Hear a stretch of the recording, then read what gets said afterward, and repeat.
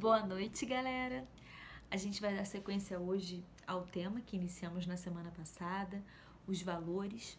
A gente viu que são 20 os valores essenciais para aqueles que buscam o autoconhecimento, né? Os valores que Krishna apresentou a Arjuna. E hoje a gente vai falar sobre o primeiro desses valores, Amanitvam. Amanitvam tem origem no sânscrito na palavra Manaha.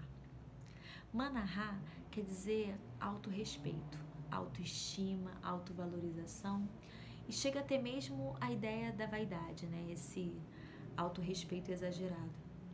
Aquele que possui Manaha é conhecido como Mani.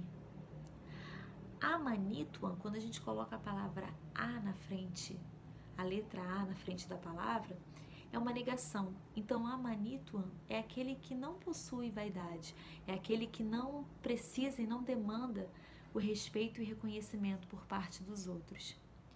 Você se autovalorizar, né? Você enxergar o valor nas suas qualidades, não é algo negativo.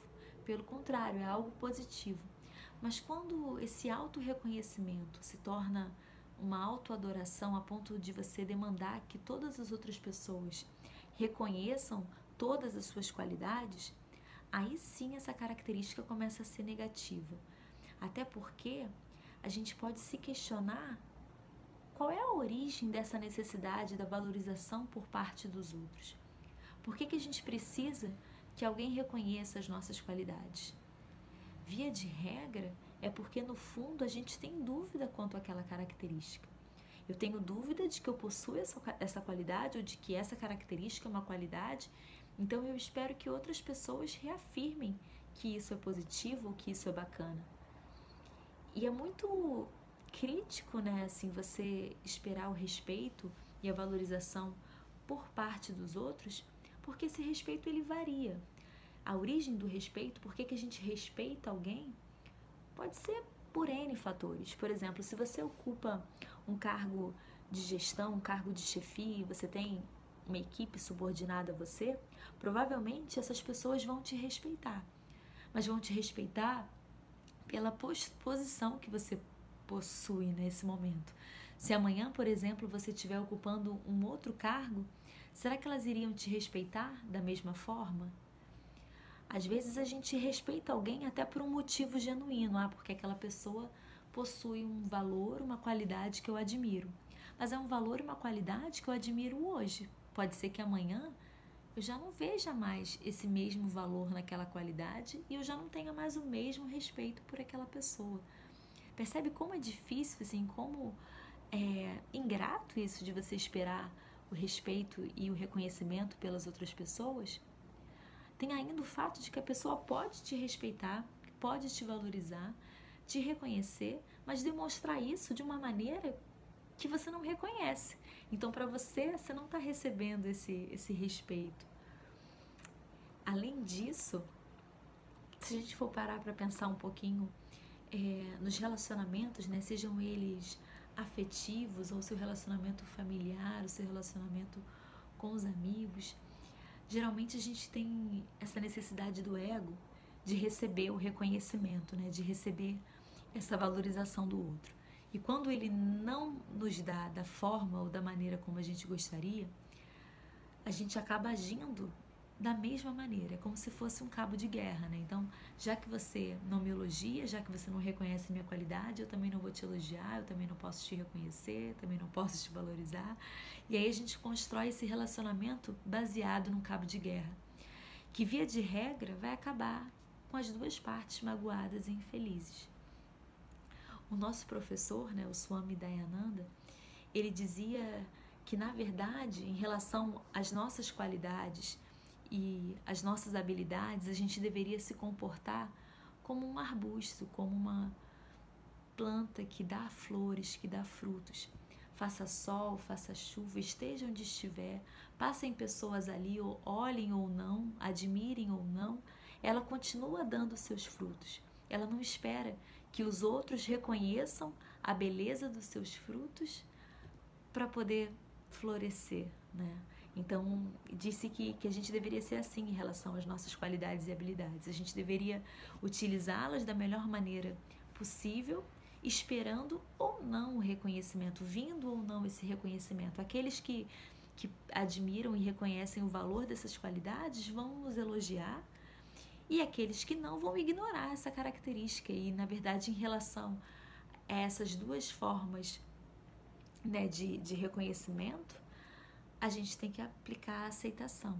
E tá tudo bem, porque a habilidade, ela existe e a gente tem que utilizar ela da melhor maneira possível. E tem um outro questionamento em relação a essa necessidade que a gente tem do respeito dos outros e da valorização das nossas habilidades, é que se a gente parar para pensar, de onde é que essas habilidades vieram, né? Você tem uma característica, uma qualidade muito positiva, mas por quê?